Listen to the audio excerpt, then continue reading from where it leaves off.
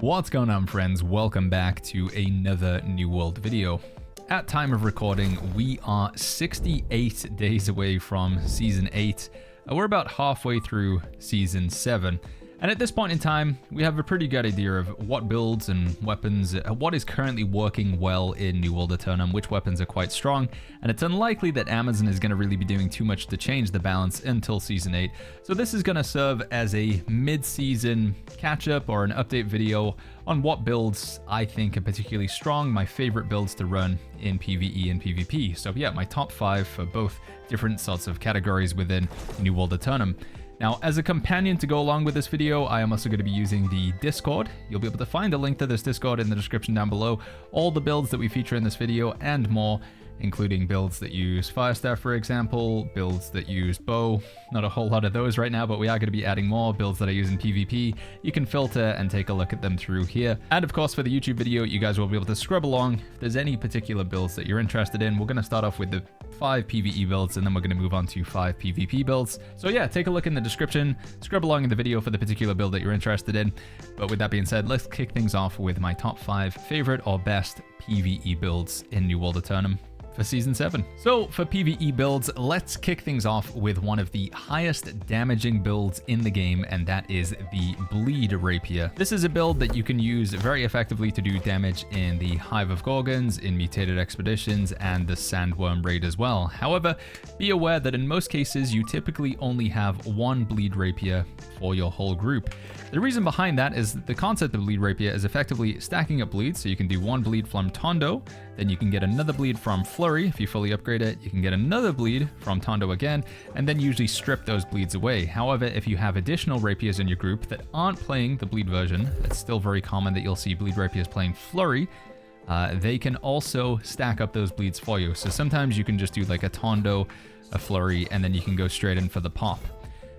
Flourish and Finish removes the remaining duration of bleeds that you have on your enemy and does a big burst of damage. So yeah, effectively, you're just looking to stack up bleeds with Tondo, Flurry. You want to get 3 bleeds on the enemy because that's the max that you can have with Rapier bleeds, and then you pop it with Flourish and Finish and rinse and repeat. So it's a fairly simple cycle, honestly, of just going ability. So we go this, and then we go Flurry, and then we go Tondo, and then we go Flourish and Finish, and then we go back in, and then we go Flurry, and then we go Tondo, and you guys get the idea. And obviously, if you had an additional Rapier in there, then you could skip one bleed because they'd be applying one for you as well. Common weapon pairings with this build include Ice Gauntlet, Void Gauntlet, Firestaff, basically any dexterity or intelligence weapon, but you don't really want to spend much time with your secondary weapon. If you are forced into a situation where you play ranged, then you can bring out the Ice Gauntlet and drop Ice Storm. You can wall off enemies. You can even put down your Pylon because this does persist when you weapon swap to give you a bit of extra damage.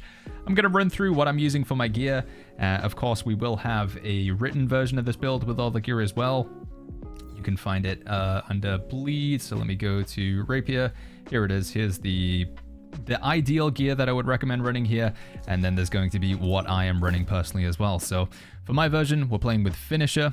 This is by far the best Rapier. You always want to go for this, especially when you're playing a bleed build. Put Disdain Infliction as the upgrade, and then typically it's going to be a diamond gem that you would go for if you're going to socket it, or you can go for a Rune Glass Diamond just for extra heart rune charge. My offhand is a pretty crappy Ice Gauntlet. It's got Pylon Burst. That's the only thing I really prioritize there. And then in terms of artifact armor, you have 2 choices. Nimble Coat, I think, is the best one because it just gives you a lot of cooldown reduction. And obviously cooldown reduction is super important in this build because it's all just about cycling through your abilities as fast as possible. It's like basically an entirely ability-based build.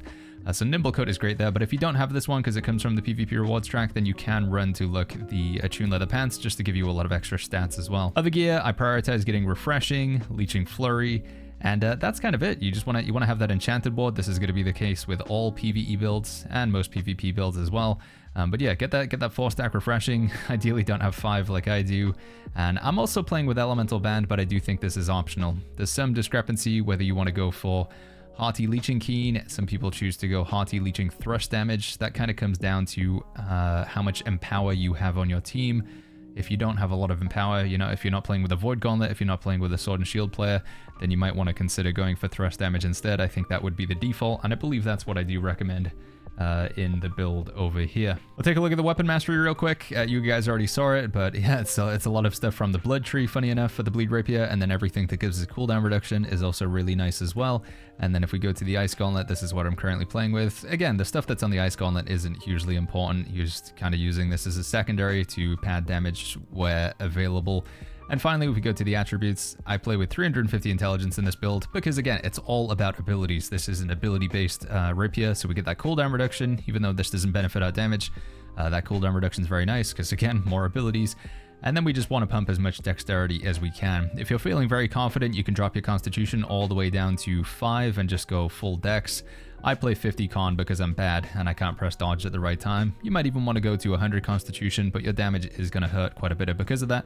But definitely prioritize that 350 intelligence, get that 25 focus with the cooldown reduction, and then just pump as much dex and con as you know, what makes you comfortable with the build. That's kind of it, really. I didn't want to spend too long talking on each individual build because, again, we're going 5 PVE and 5 PvP. So if you want a further deep dive, check the Discord. Again, links in the description down below. We might not have covered everything that was super relevant, but hopefully you'll find the remaining information in the Discord. Let's move over to our next PvE build now, shall we? My next favorite or best build for PvE in New World Aeternum is a tanking build, and it's one that we've covered in the past. I often refer to it as the Colossus, but it is a greatsword tanking build. Now I'm going to link a video up in the top right, which covers this build pretty extensively and how it works and why it's good.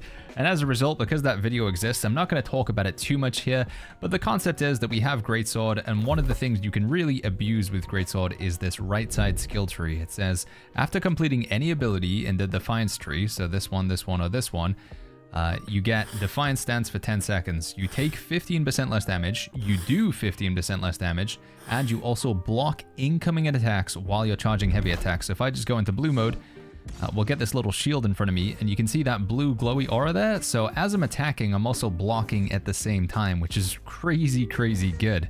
On top of that, there's a change that they made in New World a little while ago. It's maybe a bit more hidden, and not everybody's aware of it. But whenever you do a heavy attack with most melee weapons, they become taunt gem compatible. So you can see just above the PvP balancing, so the second to bottom paragraph, heavy attacks with a greatsword attached with a carnelian gem will taunt the enemy for 0.5 seconds. So every heavy attack that you do taunts the enemy, provided you have a carnelian gem within the greatsword. And the greatsword loves to do heavy attacks. Often you want to play a greatsword with trench and strikes that we're playing here, or serenity, which again is all about heavy attacks. It's just a match made in heaven, being able to both simultaneously taunt, do some damage, and be blocking. It's kind of everything you want in a tank. So we just build all around that. And there's a bunch of different offhands I've been trying with this build. We played with the spear, we've played with sword and shield. Both of those you can find in the Discord. One that I've been playing with recently for Season 7 is the Dorgort's Blade. It says heavy melee attacks on both weapons cause 10% burning for 6 seconds. If I hit with a heavy melee attack, we put this burn dot on the enemy. We can't because it's immortal now, but yeah, putting that burn on the enemy will actually get you quite a lot of heart rune charge, especially if you hit multiple enemies at the same time. You can sort of cleave and have lots of burns going and just get really good heart rune charge off of that. So that's been a lot of fun. Also, tanking with a rapier in general is kind of fun because you can use your riposte and then you can immediately cancel it. You can dash away to reposition, go over, pop this to taunt, then dash back through again, hit the enemy, and then taunt again. It's just like so much flexibility in how you can sort of move around and then go in for the taunt and then dash away and then taunt again. Just, yeah, I really, really like this version of the build. So much flexibility, and it is going to be added in the builds Discord as well. So let's quickly go over the stuff that I'm using. But again, remember, you can find all of this stuff, link in the description down below. So I am currently playing with the Duneborn Tusk. This is a greatsword that comes from the Sandworm. Quite difficult to get as a result. There is another greatsword you can get called the Tanglevine Greatsword. It has Trenchant Recovery instead of Trenchant Strikes, and that will do just well. One thing I love to do with this build is play Blood Drinker. This is an artifact that comes from running Mutated Starstone Barrows. Definitely a good pickup for a lot of tank builds and a lot of solo content. And then with my Artifact Armor, I'm actually currently playing with the Unmoved. These are very questionable though. I just don't like the idea of being shoved around by the enemy, so sometimes the Unmoved helps me to just hold my ground. But honestly, Void Darkplate is probably the better and more safe option. And that's the this artifact over here. Outside of that, we just prioritize Enchanted Ward and Refreshing, obviously, for cooldown reduction. I like to grab some of these conditioning perks to reduce incoming damage. And then also health is kind of nice as well as a tank, just having a bigger health pool so you don't die as fast. And that's basically it there. As we covered Blood Drinker, your amulet's going to change depending on what sort of damage you're taking. I didn't really mention this with the Rapier build, but you want to change your protection perk depending on what you're going into. So This week it's a nature mutation in all of our mutated dungeons, so I would just run a nature protection amulet and call that a day. Despised and regenerating are 2 perks you always want to have in your earring. And then for Dorgoth's Blade, I haven't actually upgraded this yet. If I was going to, I'd probably put Sundering Riposte on it. And then if we take a quick look at the weapon mastery, this is how I've been playing my greatsword when I'm tanking with it most of the time. I like these 2 abilities for taunts and cleanse, and I like this to be able to reposition and move through the enemies. And then with the Rapier, we mainly play the right side skill tree. Just honestly, I don't really use the Rapier that much. I just use it for like repositioning, and then I switch back to the greatsword to do damage. Attributes wise, we want to go 300 con because we get grit when we do the heavy attacks. Kind of nice. And then we just put the remaining points equally in strength and dexterity because this greatsword does scale equally with strength and dexterity. So trying to keep these in even parity will give the greatsword as much damage as possible. If you have to choose though, if you are losing out on stats, then you need to go for dexterity first to get the duration of damage over time effects. This makes your bleeds last longer, and then you can go grab the 150 strength when you have enough stats to make that work. Next up for the top 5 PVE builds in New World Aeternum Season 7 is a healing build, and it's one of the classic healing builds. I call it the Sage, but it's a Life Staff and Void Gauntlet, and it's a build that's been around for a long time. The whole concept with this build is you put down your AoE heals, so you do that on your clump, your tank, and hopefully melee DPS, and then you just get in there with the Void Blade and start swinging. Whenever you need to, you switch back over to Life Staff and you reapply your heals, but you want to spend as much time with the Void Gauntlet as you can because you're just basically a pseudo damage. You're a healer, but you're also kind of there to do a lot of damage, and you get some pretty crazy cooldown reduction by swinging in with the Void Gauntlet, trying to keep that Oblivion down for your team to give them the damage boost as often as possible. If we go over the gear that I am using for this build, I play with Fracture, but this is very much optional. You honestly just need any Void Gauntlet with Keen and Refreshing Move. Disdain Infliction is pretty awesome. We don't really care about this perk up here, it's just the other perks that Fracture has, and it's 725, so it does some pretty good damage. We play with the Hoplite Life Staff with the Fortifying Sacred Ground, Blessed Refreshing Move, and a hearty Sacred Healing Breeze goes a long way if you can pick up one of these rings as well. Going over to the armor, Attuned Leather Pants are what I choose to play with. There are a few options when it comes to artifact choice for healers. Nimble Coat I think is respectable as well for the cooldown reduction, but Attuned Leather Pants, just because it gives us so many stats, is quite nice. And then you want to have one other piece of medium gear, either your helmet, your gloves, or your boots. In this case I went for my boots. Not an ideal perk there, but like with most PvE builds, we're just prioritizing getting Enchanted Ward on as many pieces as gear as we can, and then we also want to be looking for those 4 refreshing as well. I've got very lucky in that I have 2 pieces of gear from the Sandworm for this build. These are definitely not needed, but they are very nice. Getting the Silken Lithium for the extra healing, and also the Silken Cocoon for the crit chance is pretty insane. But again, these are not needed, and I'm also not entirely sure if this perk even stacks with what we have on the Void Gauntlet here. Might be overkill. Another perk that I like in terms of weapon perks you want to get here, I think Scream is pretty good. Fortifying Sacred Ground, Keen Beacon can also be pretty good, and Mending Protection as well. Honestly, the perks for any of your weapons, these are all pretty good. Nullifying Oblivion, Scream, Voracious Blade, Fortifying Sacred Ground, Keen Beacon, Mending Protection. They can all help out your team, but I don't currently have any right now because, you know, I don't know, because I'm bad. Make sure you do not have regenerating on your earring because that's going to potentially pull aggro. And then, like with all PvE builds, you want to be changing your amulet and getting that protection perk depending on what sort of damage mutation it is. So again, it's a nature mutation this week on our server, so we want to rock nature protection. Taking a look at the weapon mastery, this is what I usually choose to go with on the Life Staff, just all AoE healing so we can sort of set them and forget them. We switch them over, and then again we switch over to the Void Gauntlet, and the Void Gauntlet mastery looks like this: Oblivion, Void Blade, and Putrefying Scream. You may notice we also have Essence Rupture here. The science or logic behind this is that we use Scream when it comes to big packs of enemies, so there's a big clump over here, we Scream them, but when it comes to the boss, a boss enemy, Scream doesn't really do anything to them. It doesn't root them in place. Bosses can't be rooted, they can't be slowed, they can't be stunned. So instead we just switch over to Rupture because we get more value out of that. So this is when you're not fighting a boss, and then this is when you are fighting a boss. And you can fully upgrade it if you want to take advantage of the Overflowing Essence perk that you get from Fracture, but I don't think it's really needed. Attributes wise, I would prioritize getting 350 focus, 200 intelligence for the mana on critical hit, and it gives your Void Gauntlet a pretty respectable amount of damage. Because we have the Attuned Leather Pants, we have like a bunch of stats and everything, so getting 25 strength, because you gotta remember this does count as a light attack, which is pretty good, and then getting 25 dexterity. Although strength and dex don't give us any weapon damage, they do, again, that light attack damage is pretty big, and that extra crit chance can kind of help with that damage as well. I like to play 100 Constitution just to stay safe. You know, if the tank loses aggro, you're not going to immediately die. But if you're feeling very confident, you can drop the Constitution and go for more intelligence just to get even more damage. Some people even choose to drop their focus and just go all the way up into intelligence just so they can have that Void Gauntlet hit as hard as possible. It just depends on how comfortable you're feeling as a player with your healing. Do you want to be more of a damage dealer, or do you want to focus on the healing aspect and just have your damage be pretty respectable? Again, that choice is yours. For further information on the build, as with all the other ones, you can check it out in the Discord. This one's called the Sage, and again, links in the description down below. Next up for my favorite or best PvE builds is the Great Axe and the Hatchet. Now, I don't really have a cool name for this one yet, but the whole concept of this build, unlike with the Rapier, the Bleed Rapier or Evade Rapier, you have a bit of utility here. So the Great Axe functions as a way to pull enemies in. You can use abilities like Reap, which can pull somebody closer to you.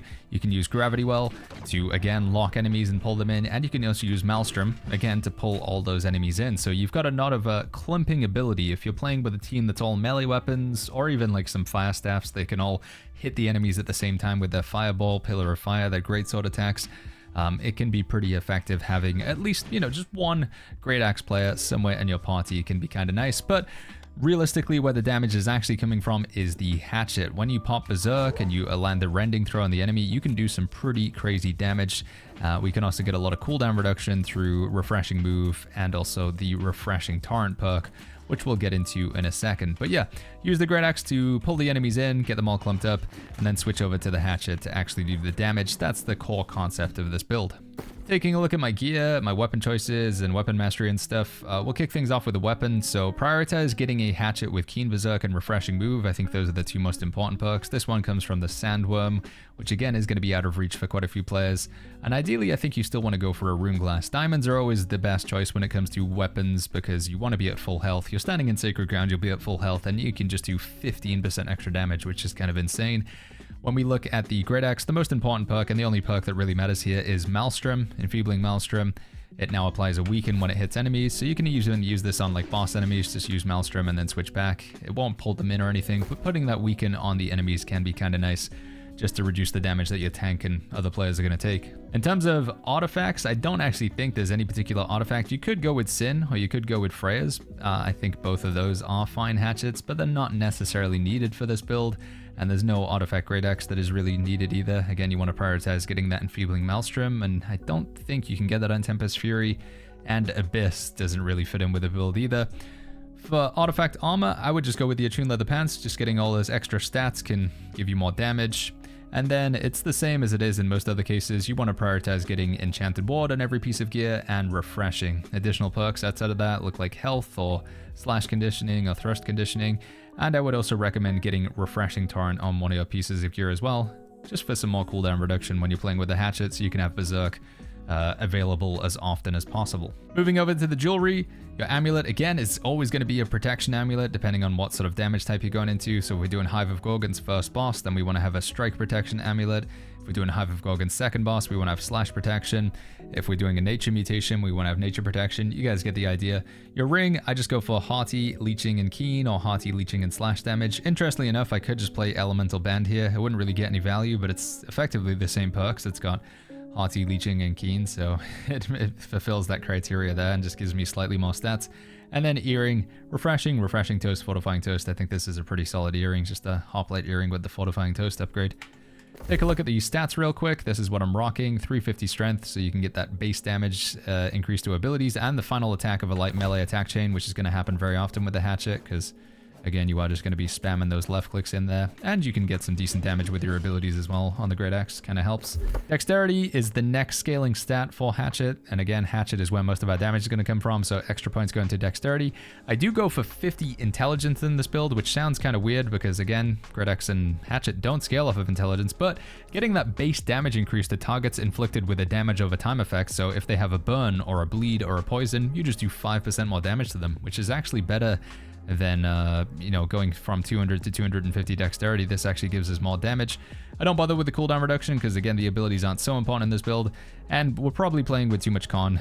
I know in PvE, people choose to play as little constitution as possible so they can just do damage, but I just like to play around 50 to 100 just to play safe and make sure I don't instantly die if I don't dodge at the right time. Again, you can find more about this build, link in the description down below. You can find it, I don't actually have it up here, but by the time this video goes out, you guys will be able to find it by searching for builds that use Hatchet.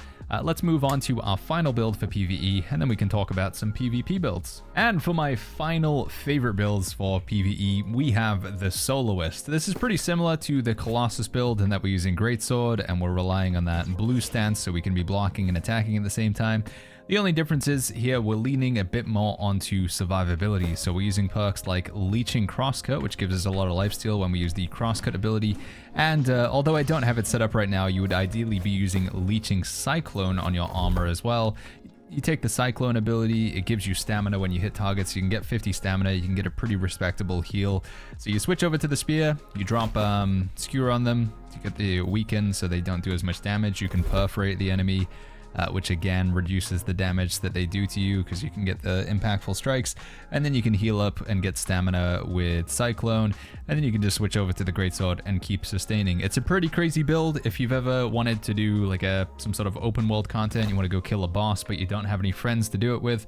This is an excellent build for doing that. You'll see some footage on the screen here of me just tanking like lots and lots of enemies with the build. There's not really too much to say about it in terms of, you know, the weapon mastery. It's quite similar for the other build. I think Serenity is the best you can go for here, but if you don't have Serenity, again, something like a Tanglevine Greatsword, which has Trenchant Recovery, will definitely help you stay alive. You really want to have Blood Drinker in this build. It's non-negotiable. Like, Blood Drinker absolutely has to happen for any solo build, it feels like. And then Void Darkblade, probably your best artifact armor choice. Outside of that, we already covered it, but you want to have Leeching Cyclone, and you want to have Leeching Crosscut and Leeching Cyclone on your pieces of armor, and then just prioritize getting Enchanted Ward wherever you can, and probably some refreshing and health as well. Everything else outside of that is kind of negotiable, guys. I think Divine on the amulet to increase the incoming healing from your lifesteal is pretty good. If we take a look at the attributes, again, very similar to the Colossus build, 300 Constitution, so we get that grit with the heavy attacks, and then Strength and Dex, so we can do some damage. The change that I made with the weapon mastery here is we now pick up the Undying Defiance, whereas in the Colossus skill tree, we prioritize being able to use our abilities as often as possible because, again, we have a healer to stand at, you know, we get Sacred Ground, so we can just be a bit more aggressive, whereas in this one, we're a bit more defensive. We look to make use of the Undying Defiance, attacking within 3 seconds of blocking an attack, which again is going to happen pretty often because you're always blocking attacks when you're in blue mode. That will heal you for 15% of the damage done, which just gives you some really crazy sustain because that is also boosted by the Blood Drinker as well. You heal for, where is it? All healing from lifesteal is increased by 5%, so you can increase that healing by 5% on top of Leeching Crosscut and Leeching Cyclone. It's pretty gross. So that is the solo build, guys. I know it's a pretty quick run through, but again, you can find that one in Discord if you're interested. Links in the description down below. With that being said, let's move over to our top 5 builds for PvP. All right, friends, those PvE builds took a bit longer than I thought they were going to, so we are going to quick fire through these PvP builds, but of course, you'll be able to find a link to all of them in the Discord down below. The first one we're going to talk about is the Wraith build. So this is a damage build, generally aimed at Outpost Rush and 3v3 Arena. To be honest, all of these builds are. War builds are a bit more specific. With this build, we use the Fire Staff and we use the Void Gauntlet, and what really makes it tick is the Inferno. The interesting thing here is it gives you 15% more damage when you hit a target within 15 meters. So 15 meters is a pretty good distance, actually. Like, that over there is about 15 meters, that's 14 meters, so as long as we're relatively close to the enemy, we get a 15% damage boost, and it does work on both weapons, even though it says it doesn't, or it doesn't explicitly state it, it does work on both weapons, and that gives the Void Gauntlet a pretty disgusting amount of damage, especially when it comes to the Void Blade ability. So Inferno is required. Elemental Band I would also strongly recommend as well. You can look to get about 3 stacks of Empower from this. You've got your fire damage, you've got your void damage, and then if you put a damage conversion gem in your Void Gauntlet, you'll have another stack there. And finally, I also use the Azoth Conductors. These give us another 15% elemental damage, so Fire, Frost, Void, Nature, Arcane, those are all stronger. And we also get quite a lot of armor with the Azoth Conductors as well. It increases the armor equip load because again, you're in a medium equip load, so you're quite tanky, but you also have a lot of damage, and Fire Staff gives you a pretty cool movement ability with Burnout as well, so it's kind of strong in everything. It's tanky, it does a lot of damage, it has lifesteal, it has range damage, it has movement, it has melee damage. There's really not many downsides to this build. Let's take a look at the attributes. This is what I typically like to play with. It gets a 200 Constitution, 300 Intelligence. You grab 25 Strength again for that light attack damage on the Void Blade. It does actually give you some pretty good damage. And the amount of intelligence or focus is kind of up to you. The reason why I stop at 300 intelligence is because this only gives us ability damage, and Void Blade doesn't actually count as an ability, it just counts as light and heavy attacks. So instead I just put more points into focus because that's the secondary scaling stat for Void Gauntlet, and it does actually give it some pretty good damage. But again, if you wanted the Fire Staff to do a bit more, just dump the points into intelligence, and then, I don't know, you want to get at least 50 focus though for the incoming healing. I think that's kind of nice. Weapon Mastery, this is what I'm currently playing with here on the Void Gauntlet. And then if we take a look at the Fire Staff, this is what we're playing with here. Again, I know that was pretty brief, but links in the description down below if you want the full deep dive on the build, weapon mastery, all of that good stuff. Yeah, you can find that there. Let's move on to the next one.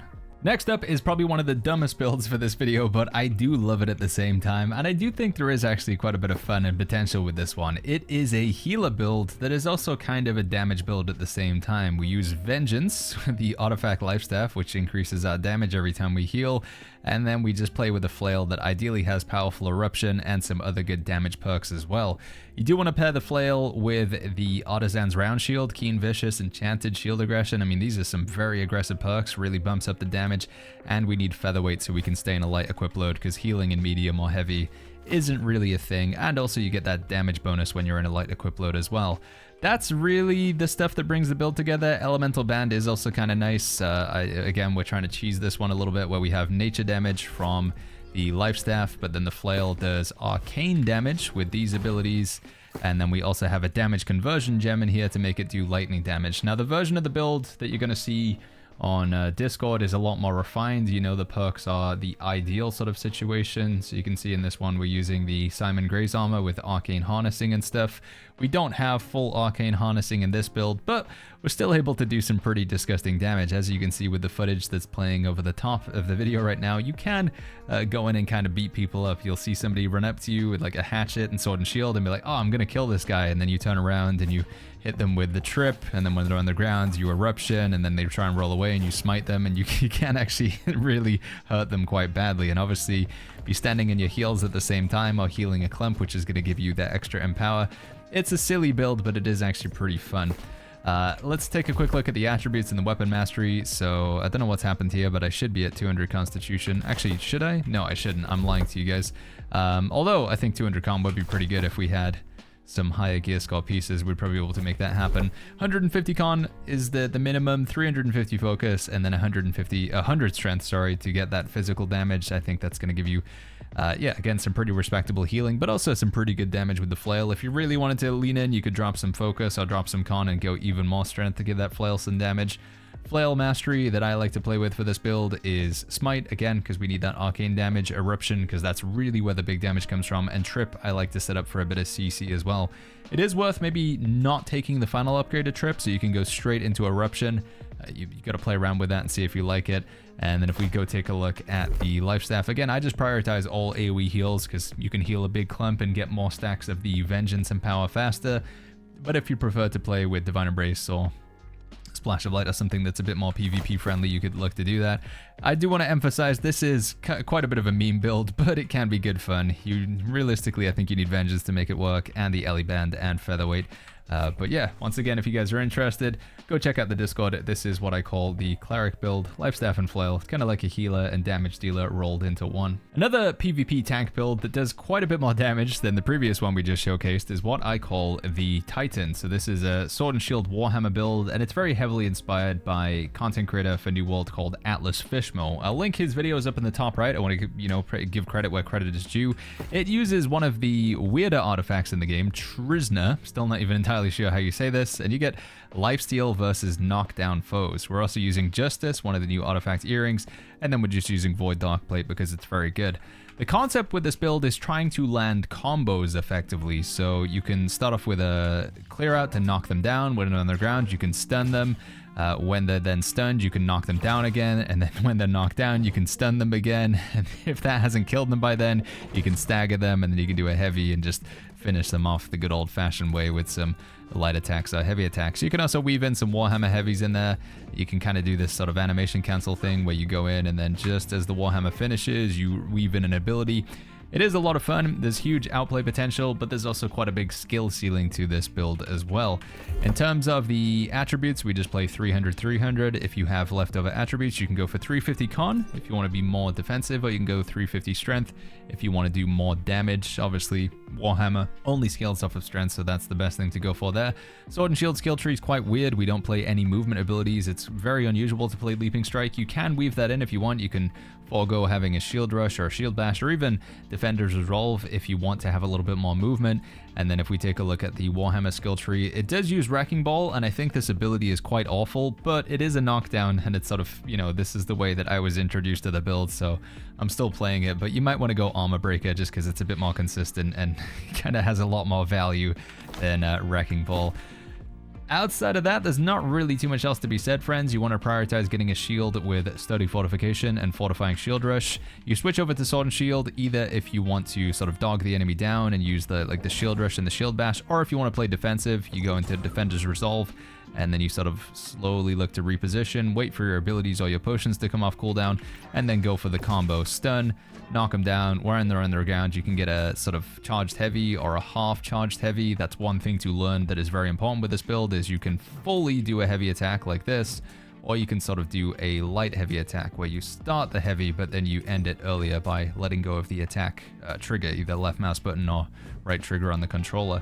Again, as I said, friends, we don't want to go too in-depth in these builds because we took so long with the PVE section. So links in the description down below if you want to check it over there, and link up in the top right if you want to watch the full build. There's like an hour-long deep dive from Atlas, who's like the original creator of this concept. It is a super fun one. It's quite challenging, but if you play it well, it is quite rewarding, as you guys have probably seen some of the gameplay while we're talking about this build. Next up for my top 5 favorite or best PvP builds is honestly another bit of a meme. You may have seen this build a few times if you play Outpost Rush. There's going to be one player who's standing on the point and there's like 16 other people stood around him, and they cannot kill that player.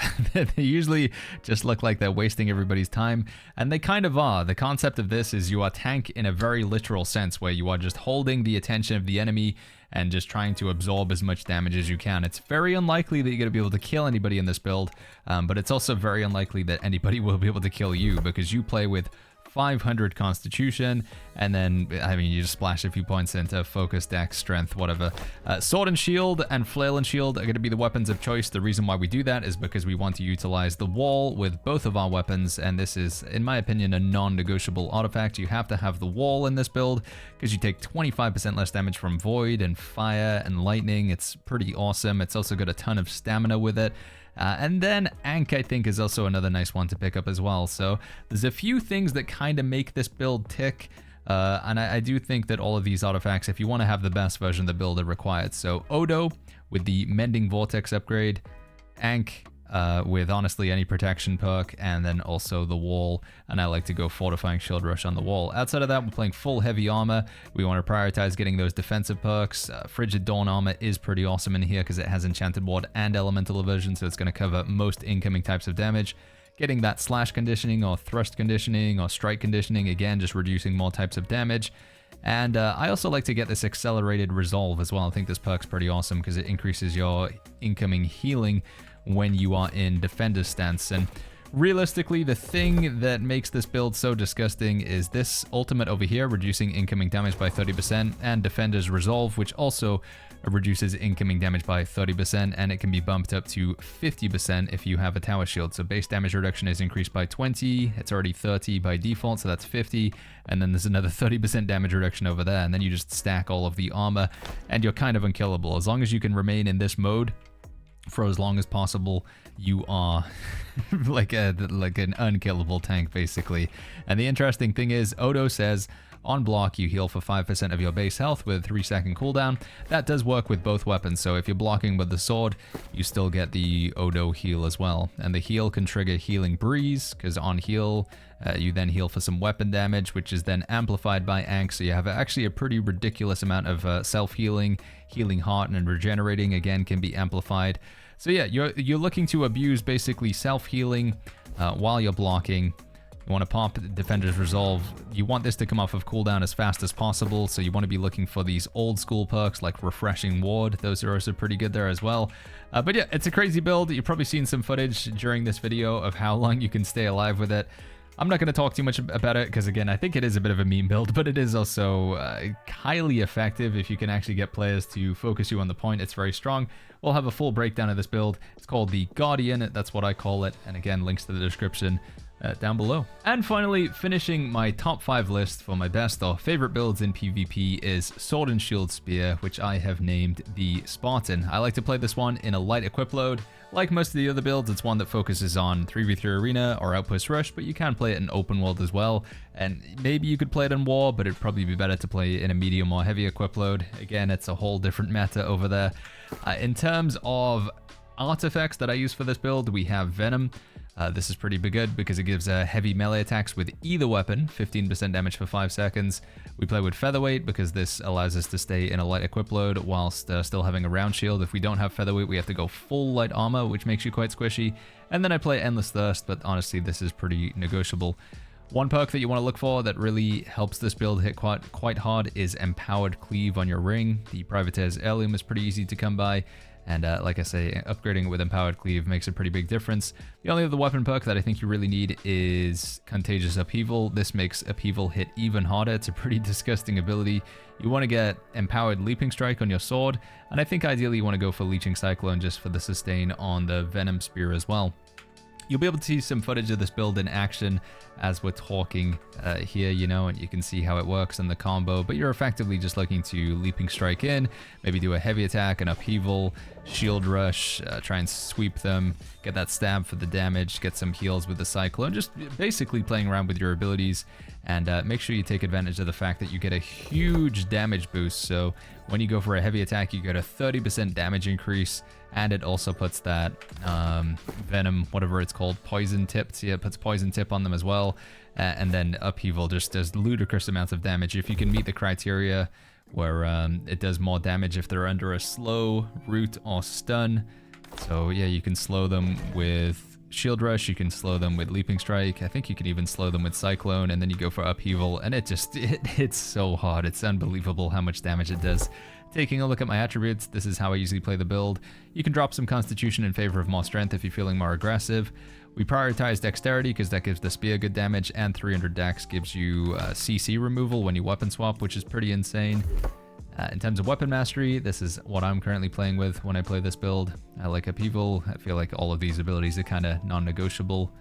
And then we move over to the Spear. This is what we play with over here. And yeah, as with all the previous builds, we're not going to go into a full deep dive because we do have a link in the description down below to our Discord. That one was the Spartan build. And that pretty much does it for the video, guys. I hope you enjoyed this one. I know some of the builds, we kind of skimmed over them, but looking at the length of this video, if we did a deep dive on each and every single build, this would be a monster of a video. It's several hours long. But if there is any particular build that you're interested in, if you'd like to see a full deep dive on how it works, let me know in the comments down below, or pop into the stream. We are live still playing New World to this day. Most of the time we're playing New World on the stream, so if you have any questions about the builds, where to get some of the gear, the synergy, or any tweaks, and on that note, if there is anything you guys want to change to the build, by all means, change the builds to fit your playstyle. You don't have to run exactly what I've presented here. If you find that I'm doing something wrong, and you're like, oh, Baggins, the build works better if you do this, let me know in the comments down below, and by all means, make that change for yourself. But yeah, these are some of my builds that I have been enjoying playing a lot in Season 7. I feel like some of them are a bit gimmicky, but they all give me a lot of joy when it comes to playing the game, and that's what's most important at the end of the day, right? You gotta have fun when you're playing a video game. So yeah, if you guys enjoyed any of these builds, leave a like. Let me know in the comments down below, and I'll catch you guys all in the next video.